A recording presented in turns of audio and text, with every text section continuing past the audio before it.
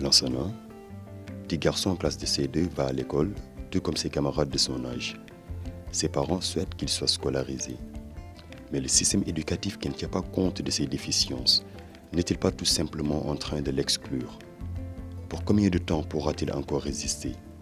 Ne sera-t-il pas un jour aux côtés de quelques mendiants, aux abords de la route en train de mendier?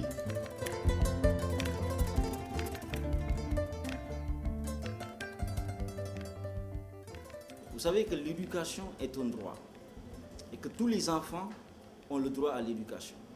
Il se trouve que, d'abord au niveau de l'État du Sénégal, ce droit à l'éducation est reconnu à tous les enfants, y compris bien entendu les enfants handicapés, mais qu'il y a sur le terrain des difficultés. Quand l'école n'est pas accessible du point de vue bâtiment, quand l'école n'est pas accessible du point de vue enseignement, on se dit que sur le terrain, ce droit est refusé aux enfants en situation de handicap.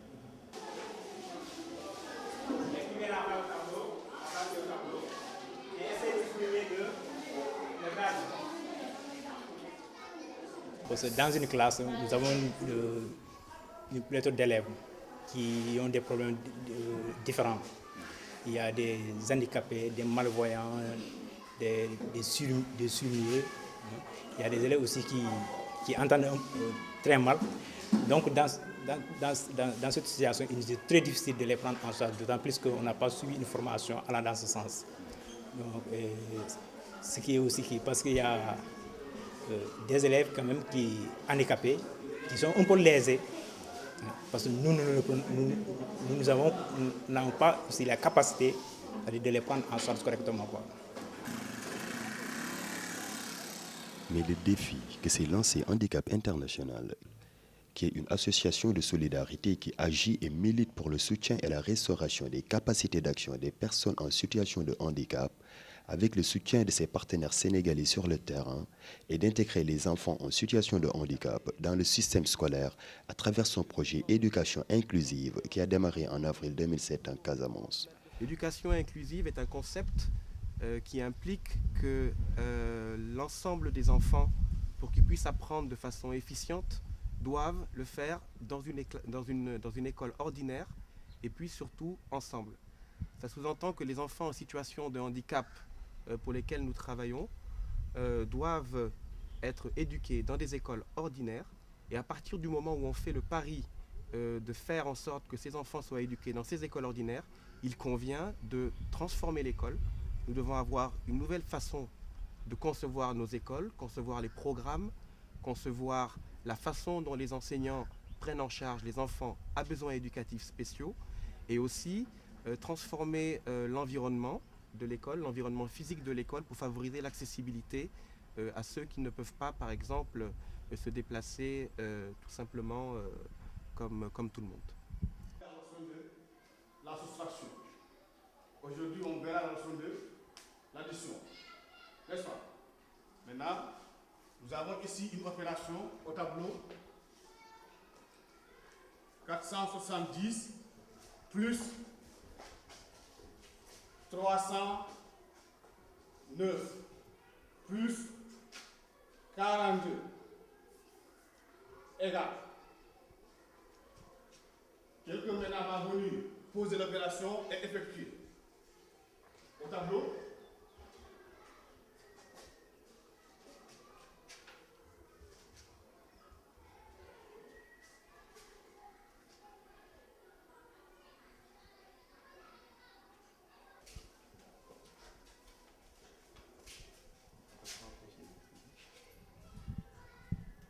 C'est la première fois qu'une approche inclusive est introduite dans le système éducatif au Sénégal. Dans ces 100 écoles touchées par le projet, nous avons plus de 2500 enfants en situation de handicap qui aujourd'hui bénéficient d'une éducation de qualité conforme donc à leurs besoins éducatifs spéciaux. Dans ces 100 écoles, nous avons un total de 1200 enseignants donc, qui sont partie prenante de ce projet. Ces 1200 enseignants ont subi une formation en éducation inclusive, c'est-à-dire qu'on leur a donné les outils techniques de prise en charge concrète des enfants en situation dans les écoles. Concrètement, cela se traduit comment ? Nous savons bien que les enfants, par exemple, qui sont frappés d'un handicap sensoriel, c'est-à-dire auditif ou visuel, les enfants qui sont aussi frappés d'un handicap mental, psychologique, les enfants frappés d'un handicap physique, ont des besoins éducatifs spéciaux. Donc les enseignants sont outillés aujourd'hui.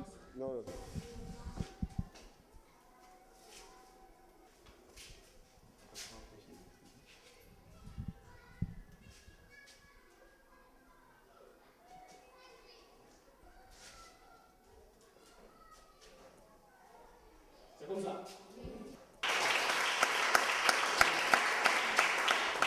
Il y a des élèves qui n'entendent pas bien, d'autres même n'arrivent pas à bien parler comme lui, mais à partir du séminaire de l'éducation inclusive, nous arrivons à gérer tout le monde. Ces maîtres-là sont aujourd'hui conscients qu'ils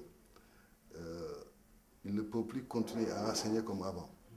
À partir du moment où ils ont des handicapés dans leur classe, donc dans le système, il est évident qu'il y a une autre stratégie peut-être à développer pour prendre en charge ces handicapés-là. Nous ne pouvons pas, disons, d'un point de vue pédagogique, les gérer au même titre que ce qu'on appelle les élèves physiquement bien portants. La contribution de l'IDEN se situe à plusieurs niveaux. Au niveau de la formation, au niveau du suivi et au niveau de l'évaluation. Au niveau de la formation, il s'agit pratiquement d'abord de sensibiliser les enseignants sur la question des enfants en situation de handicap, mais aussi de leur donner les moyens de gérer correctement ces enfants dans la classe à travers ce que nous appelons la pédagogie différenciée. Au niveau du suivi maintenant, il s'agissait pratiquement de voir comment les enseignants mettent en œuvre ce module. Et enfin, dans l'évaluation, il s'agit de faire un bilan pour dégager les aspects positifs et les aspects négatifs de la mise en œuvre. Néanmoins, il faut dire qu'il y a quelques difficultés et je pense qu'il faut d'ores et déjà penser à renforcer la formation des enseignants, surtout dans la pratique de la différenciation pédagogique.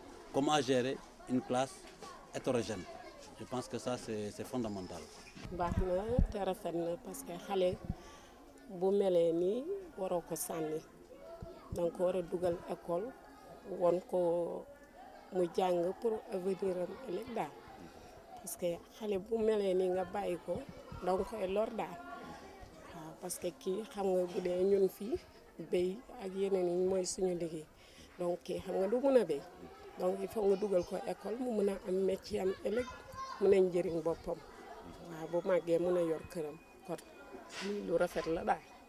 Mais j'aimerais aussi attirer l'attention sur une autre mission de l'éducation nationale à côté de cette mission de transmission de savoir, c'est la mission de sociabilisation. Nous savons tous, nous en avons fait l'expérience dans notre vie scolaire, nous savons tous que l'école est le premier lieu où l'enfant acquiert une sociabilisation. C'est à l'école que l'on apprend les règles de vie, le respect des hiérarchies, la politesse, le respect de certaines valeurs sociales. C'est aussi à l'école que se développe un petit peu tout ce qui est dimension affective d'un être humain, c'est-à-dire les amitiés se font à l'école, les relations se font à l'école. Et l'enfant handicapé, en étant privé d'un accès à l'éducation, donc, est privé de cette étape décisive dans sa vie. Et le projet éducatif donc, vient aussi pallier à ce manque qu'il y avait au niveau des enfants handicapés et leur donne le droit à cette socialisation au même titre que les autres enfants.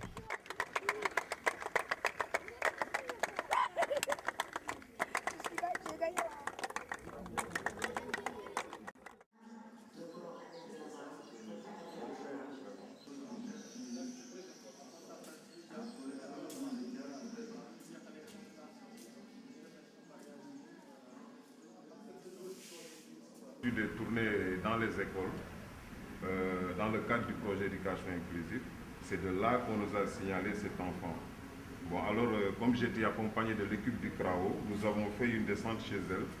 Nous l'avons trouvé dans un premier temps dans une bassine. Tu vois, on avait mis l'enfant dans une bassine. Et vraiment, quand on a vu ça, ça nous a vraiment touchés. C'est par la suite que, comme j'étais accompagné des techniciens supérieurs, nous avons réfléchi ensemble pour voir ce que nous pouvons faire pour améliorer le problème de mobilité de cet enfant. Parce que pour nous, sa place n'est pas dans cette bassine. Sa place est dans une salle de classe. Parce que, comme vous le savez, derrière chaque enfant, il y a un projet de vie, comme tous les autres enfants.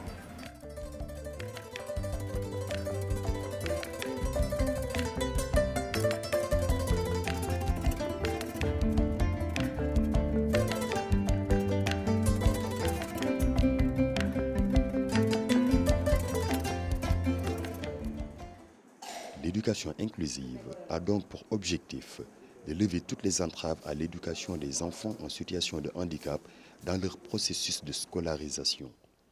Au-delà des entraves liées à la formation classique, le projet vise également à lever les entraves à la mobilité. Ainsi, un partenariat a été développé avec le CRAO, le Centre régional d'appareillage orthopédique de Ziguinchor. La région de Ziguinchor est exceptionnelle. Ce qu'on trouve comme handicap dans cette région n'existe nulle part au Sénégal. On ne peut pas pour le moment donner les raisons. Et c'est pourquoi je disais tout le temps aussi qu'il faudrait une étude multicentrique avec beaucoup de spécialités pour essayer de voir quelles sont les raisons de cet handicap au niveau de la région de Ziguinchor. Avec Handicap International, nous venons depuis 1-2 mois, on sillonne la région de la Casamance, de Sédhiou, et prochainement on va faire la région de Kolda. C'est pour vous dire, et tout cela c'est pour identifier les handicapés, les gens qui en ont besoin d'une prise en charge médicale, et c'est Handicap même qui les prend en charge. Nous faisons les prestations, mais c'est un handicap qui amène la matière première. Ainsi, à la charge de handicap, à la charge de handicap international projet par la une vingtaine d'enfants étaient opérés en vue de corriger leur handicap et nécessiter une intervention chirurgicale orthopédique.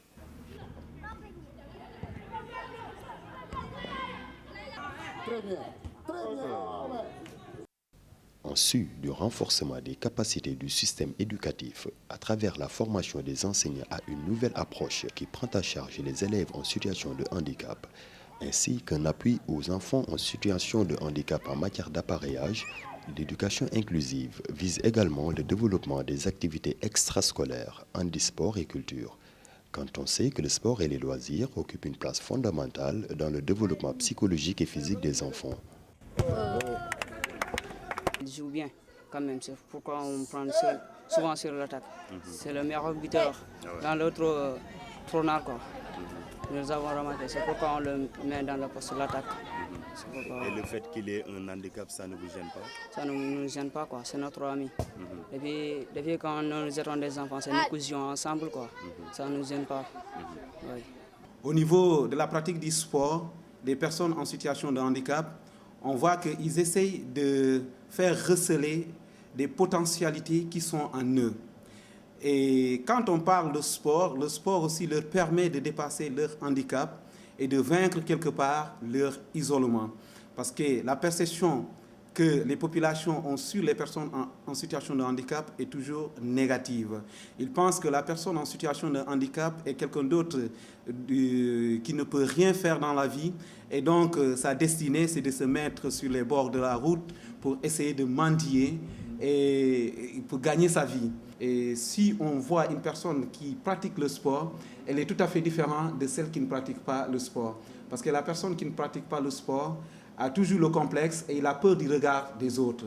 Et à chaque fois que les gens le regardent, ils pensent que le regard est négatif, alors que tel n'est pas le cas.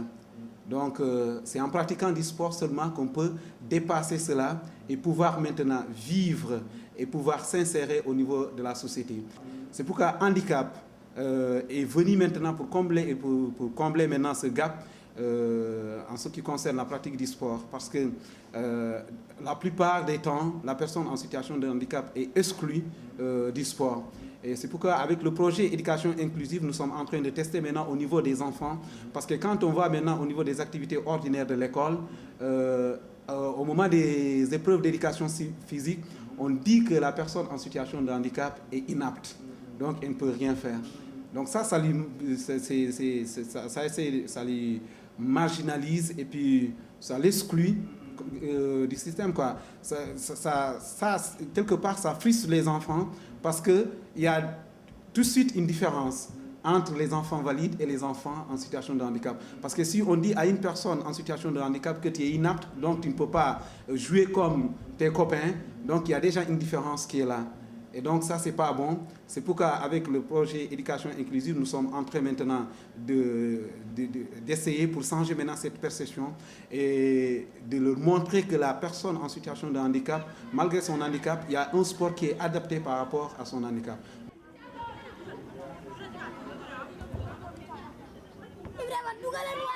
Il y a un objectif qui est hautement plus important, c'est-à-dire qu'on a pour ambition de construire, de bâtir une société inclusive. Une société inclusive, c'est une société où les personnes, quelles qu'elles soient, que ce soit des personnes handicapées, mais également d'autres personnes qui sont vulnérables et qui sont généralement exclues de notre société. Je pense par exemple à une certaine catégorie de femmes, je pense à une certaine catégorie d'ethnie, je pense à une certaine catégorie donc, de population qui, pour des raisons diverses, sont exclus finalement d'un processus d'inclusion dans nos sociétés. Et l'éducation inclusive vient déjà poser les jalons, les bases de la transformation que notre société devra opérer. J'en prends pour exemple concret le fait que lorsque vous avez des enfants handicapés dans une classe qui côtoient tout au long de leur scolarité des enfants valides, et ce qui se passe, c'est que le regard de ces enfants valides change définitivement par rapport à la question du handicap. Si j'ai l'habitude d'avoir un petit camarade handicapé à côté de moi qui partage ma scolarité, toutes ces années de scolarité, au bout du compte, qu'est-ce qui se passe? Eh bien, je ne vois plus ce handicap, mais je vois la personne qu'il y a derrière, quelle que soit son apparence et quelle que soit la façon dont elle peut être. Nous appelons tout le monde. Je pense que ça entre aujourd'hui dans les objectifs du millénaire pour le développement.